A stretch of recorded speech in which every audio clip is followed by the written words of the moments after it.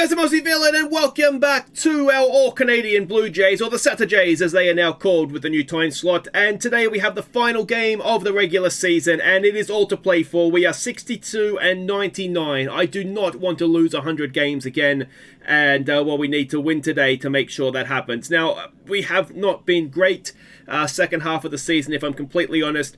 We'll go through and have a look at everything here in just a minute. But if we start by having a look at the standings, you can see that, again, we're still not the worst team in baseball. That honor goes to the Tigers again, but a lot of teams have caught and passed us. In fact, I believe we are the second worst team in baseball, which is disappointing, obviously. If we do just go and have a look at some of the league leaders, though, two men that are carrying the team, Freeman and Vlad, they have been absolutely brilliant. And Vlad, unfortunately, missed about, 10 days, I think, because he was on the IL for roughly the time he was injured. And that's really hurt him in both the home runs and having the most RBIs. But yeah, they've all been quite brilliant. And as I've said before, no business any of our guys being in the top three of pitching stats, any of them, unless it's losses, I would imagine. So if we go and have a quick look at how the season has gone, you can see here we started off after the All-Star break with a sweep of Miami. That was, of course, where we left off last episode. If we just quickly have a look at August, you can see there's more red than green, obviously. But when we win, we tend to go a little bit streaky. You can see here, we had a really good couple of weeks, and then seem to go just very hot, then very cold all of a sudden. There was one or two spankings in here as well. A 15-4 loss to the Yankees, a 17-1 loss to Seattle. So, we're not without our absolute thumpings. And if we go and have a look into October, you can see, we have been on 98 losses for a little while now. We managed to sweep the Yankees. We've only lost one of these games to Baltimore. You can see here, look at this run. I thought we were going to be okay for 100, and then we just choked, and then we got to we're like, oh crap, we're going to lose 100 games. And they have started going a little bit again. So let's hope we win today and avoid that unwanted milestone. If we look at some of the pitching stats, now it's not gone brilliantly as we expected with the pitching, but I think what I'm going to do for next season is I'm going to take over setting the pitching roles, because I want to draw your attention here to Trevor Brigden. Now, he has been our closer all year, but look at that, the ERA, the everything. He's not done a good job of it. But we're not changing things. We could have Romano closing games, or we could have Matt Brash closing games. And I'm going to show you Matt Brash in just a second here, because he has developed in a way that really I think he has to be a closer. But yeah, so it's just, I think I'm going to do that next year. I'm going to take over the sort of setting of the pitching roles and the rotations, but I'll leave the hitting up to the manager, who's done a decent job. But let's have a look at Matty Brash. And here he is here, because this is a guy that I thought was going to be an absolute star of the starting rotation, but he's lost all control. He closes his eyes, it just seems to throw as hard as he can, lots of stuff, lots of movement, and I think he just has to be a closer now. I don't see another way around it, and he doesn't have a change-up, a knuckle curve, I think. I can't remember, is that the one that sort of fizzles all over the place, up and down, and what was the guy that used to do that?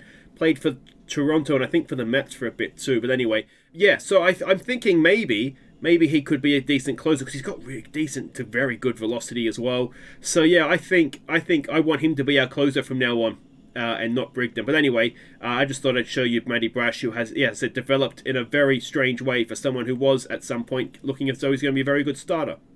And if you go and have a look at the hitting, now it will be Joey Votto's last game today. He's 40, he's out of contract. I imagine he's going to retire. He's got paid $20 million this year for 50 plate appearances. Like, that is absolutely stealing a living, isn't it?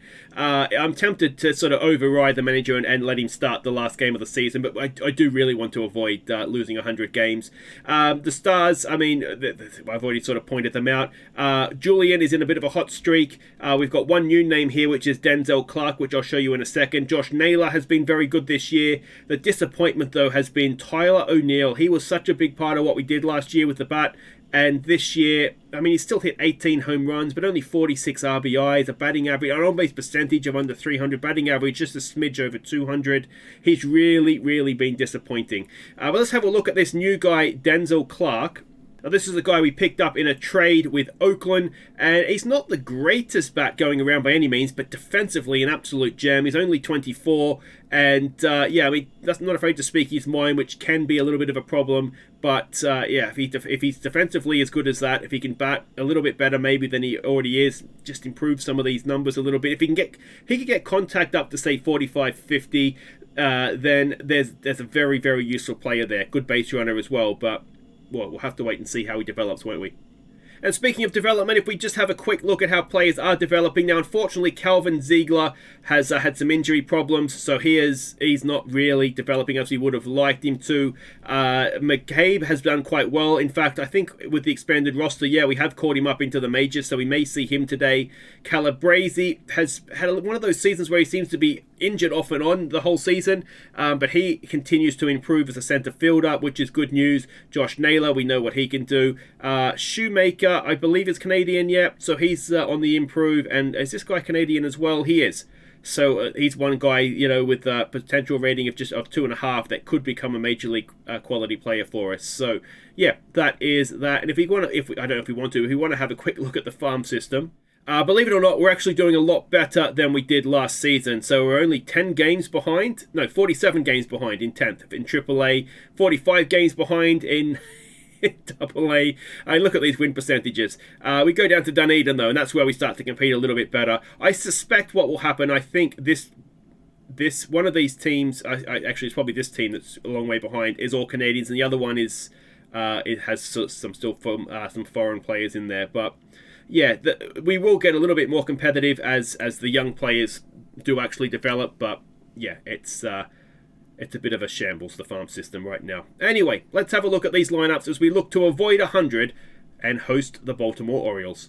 We've got 99 problems, Toronto, but hopefully 101 as the starting lineup takes the field. At first base, it's Freddie Freeman. At second base, it's Abraham Toro. At third base, it's Vlad Jr. At shortstop, it's Otto Lopez.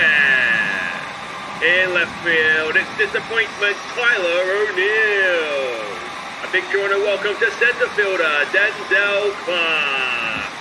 In right field, it's Josh Naylor. Designated hitter tonight is Edward Julius. Behind the plate, it's Big Bo Naylor.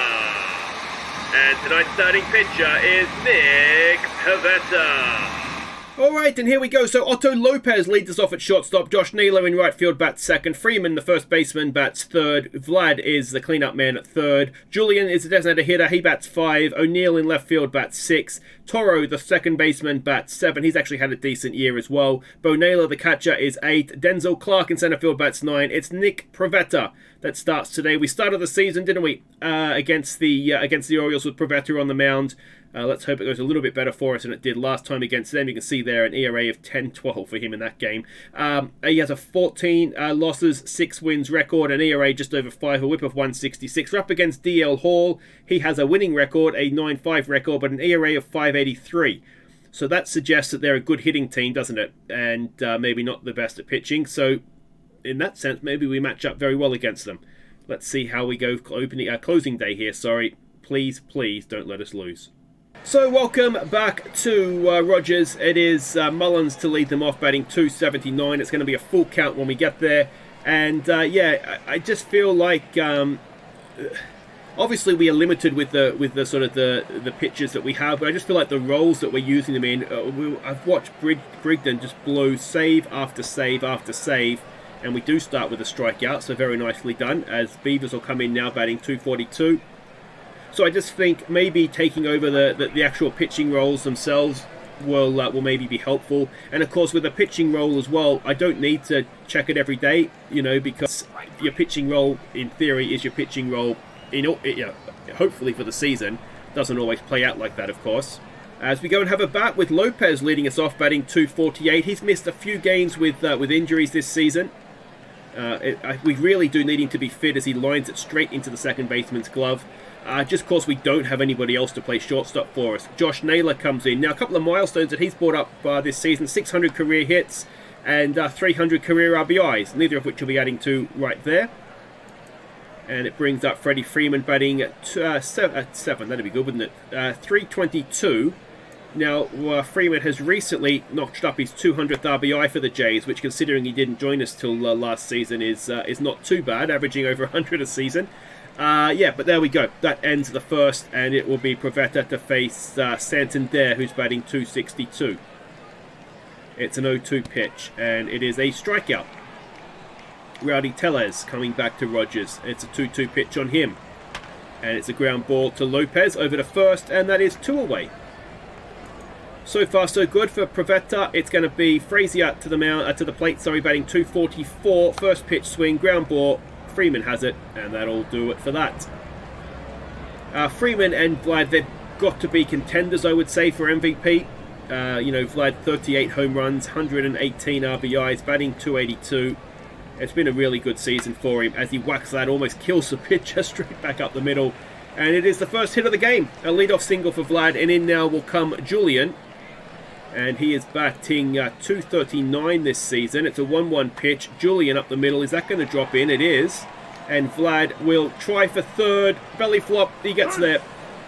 So this is interesting. Runners at the corners. No one out. And it's Tyler O'Neill. New man at the mound as well is Bernovic. His ERA is 4.50. Obviously have no faith in their starting pitcher. Taking him out already. And O'Neill, as I said at the top, been disappointing with the bat. Can he finish on a high though? An 0-1 pitch, and he grounds it to the second baseman and is out at first. Vlad stays at third, but we do have the runner over the second. So 1 out, runners at second and third for Toro, batting 224. A 1-1. Toro gets it into left field. Oh, is it deep enough to score Vlad? No, it's not. And suddenly there are 2 out, and it's Bo Naylor batting 231. Come on, Bo.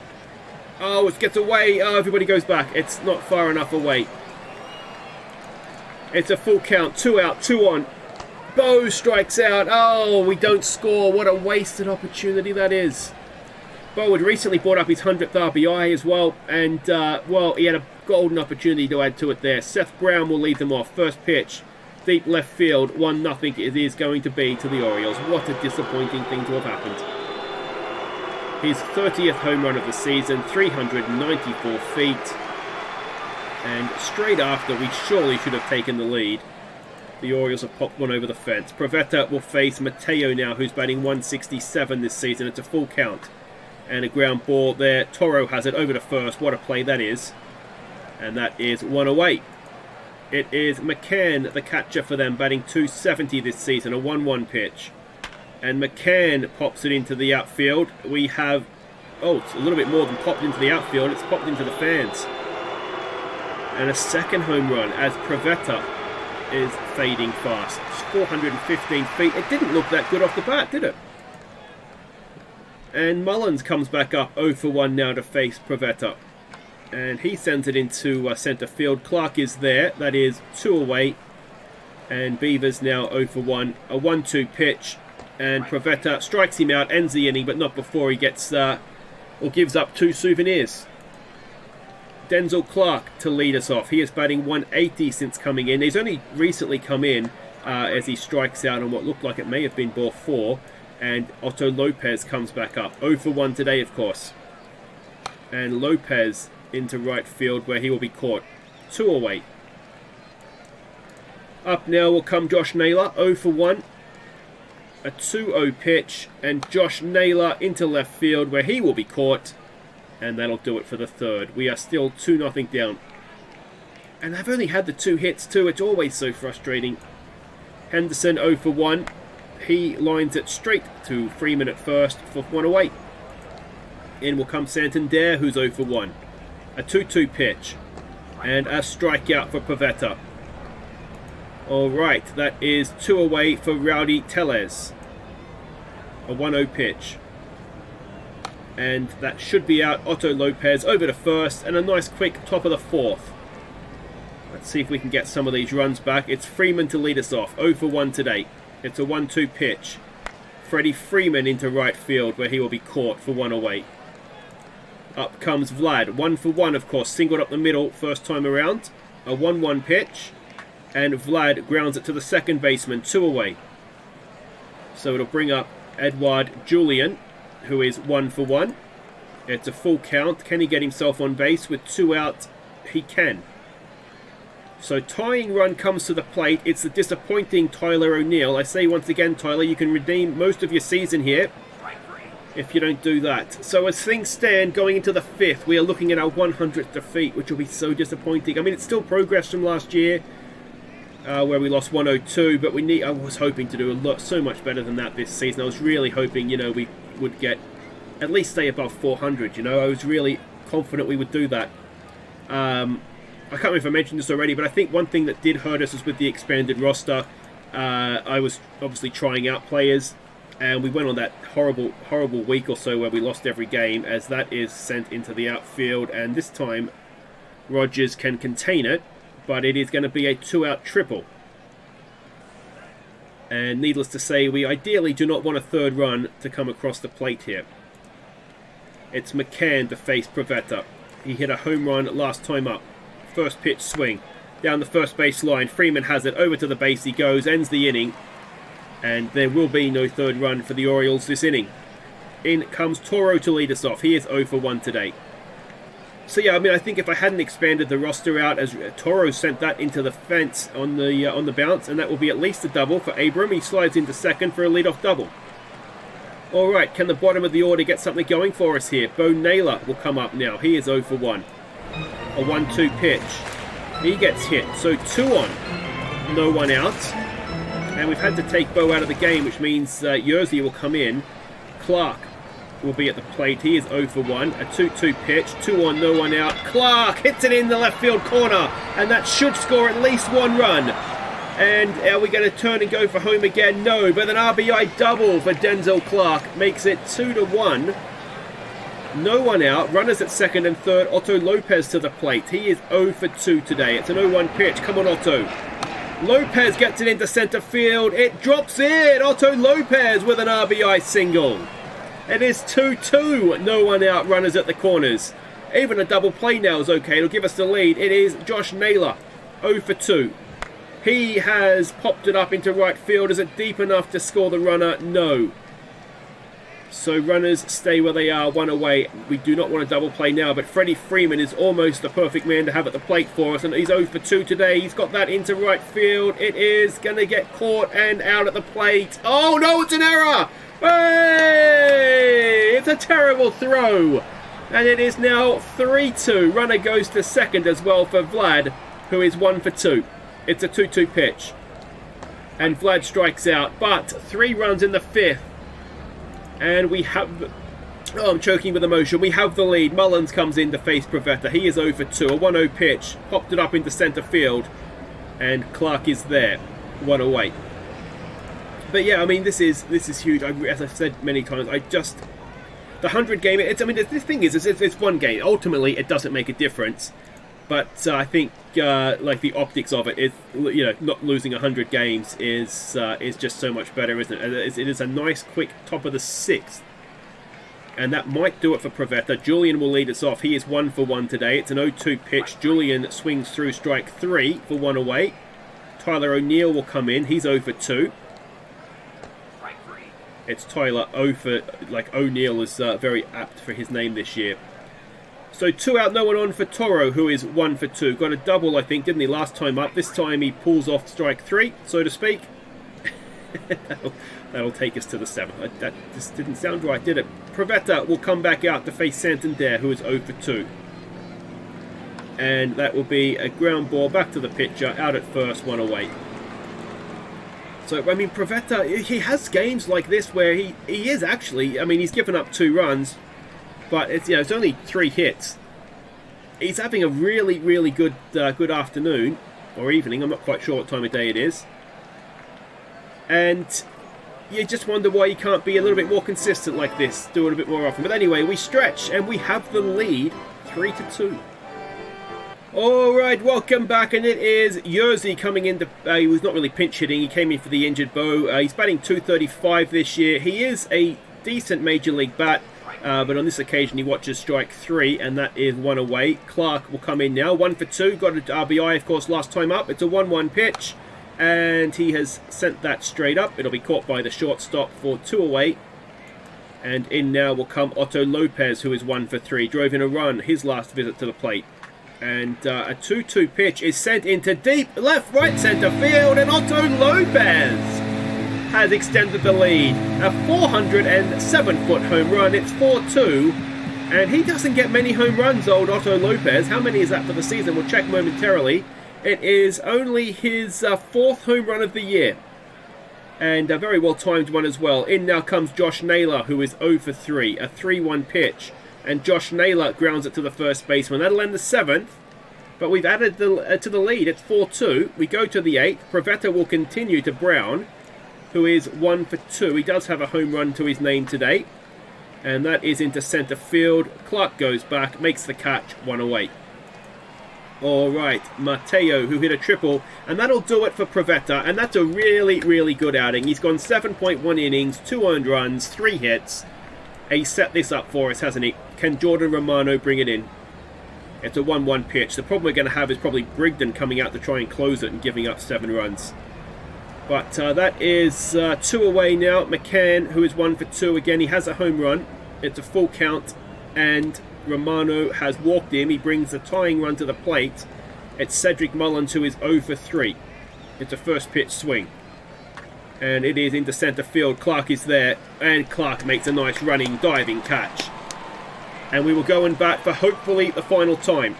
Trevor Stephen will come onto the mound for them. That's a name that sounds familiar to me. In will come Freddie Freeman to lead us off. He is 0 for 2. He does have an RBI. It's a 3-0 pitch. Can he get himself on base? Bring Vlad up and see what Vlad can do. He can. He walks. All right. Come on, Vladimir. He is 1 for 3. It's a 2-0 pitch. Vlad grounds it into a double play. Oh, you muppet. And it's Edouard Julian, who is 1 for 2. It's a full count. And Julian draws the walk. Bringing up Tyler O'Neill, who is 0 for 3. Tyler 0 for 3, Neil. A 2-2 pitch. Gets away from the catcher. It's going to be a full count runner at second. Come on, Tyler. You've got a bat, mate. Use it. Oh, he missed again. That would have been a walk too, I think. So we go to the 8th. A 2-run lead, and it is Brigden. Oh, Jesus. ERA of 7.2. He has, in the recent past, brought up his 100th career strikeout, and if we can get to 103 today, I'll be very, very happy. It's a 2-2 pitch. It's a ground ball, 1 away. Okay. Just 2 more outs. That's all we need to avoid the 100. It's Gunnar Henderson, who is 0 for 3. Look at that power, though. He's a very, very good batter. It's a full count. Then we put the tying run to the plate. Brigden to Santander, who is 0 for 3. It's a first pitch swing. Oh, God. It's a ground ball. It could be a double play. It could be a double play, and it's not this season. Only 99 defeats. It's a win that feels like a win. That makes sense. We've avoided the 100. A massive moment in this franchise's history. So Nick Pivetta, he's only 31. He's up for arbitration again. He's unmotivated, but when he does that, you just think, yeah, you know what? You're definitely one of our starting rotation. Well, he is definitely one of our starting rotation because we haven't got anybody better. But you know what I mean? Like, he's actually a major league quality starter. His season ERA of 5.02 would suggest otherwise, but we've seen him do it, and that's always the most frustrating thing, isn't it? And it wouldn't be right to not show you Brigden as well. To be fair to him, he did well there, didn't he? 21st close of the season. But you can see he's got 5 losses. He's got about 10 blown saves as well. And yeah, he's not a closer. He's not a closer when we have someone like, well, we saw Matty Brash, but also Romano, who could very easily, be the closers. It doesn't make sense to me why we're persisting with him as the closer. So I think, as I say, for next season, I'm going to take over that responsibility. We'll leave the manager with everything else. And, well, I'm not going to say we're not going to lose 100 games next season, but really, I just want to keep making progress. And we've done that. Last year we were 103 and 60, I think. So this year we're 63 and 99. It's not huge. If we look at the expanded standings here, so you can have a look, we're sort of bang on where we should be. We're a negative 201 run difference, which isn't great. Almost had a winning home record in the end, which is, that's good. That is, all things considered, that's good. It's the away form that is the problem. Pre and post All-Star break looks like it is fairly even. We did a little bit better before than after, I think, if you look at it percentage-wise. So, yeah, I don't know. Let me know what you guys think. I mean, it's one of these, isn't it? We just need to... We're sort of stuck with what we have. We need to develop what we have. But I think for next season, Joey Votto, we're not going to keep him. So, whether he is going to retire or whether, we could probably get him on lesser money, to be honest, and put him in AAA. But we'll see what happens on that front. But yeah, that will do it for today. If you've enjoyed that, thumbs up, subscribe if you're new. I will see you next Saturday as for opening day. I'll play through the off season. We'll see if Freeman or Vlad can get themselves an MVP or a Golden Glove or a Silver Slugger or something. And yeah, we will be back to try again. Season 3. Hopefully, well, could we? I want to get the next goal. I think is to get the win percentage above 400. Marginal gains, these small gains, but I think that's got to be what we want to do next. Take care.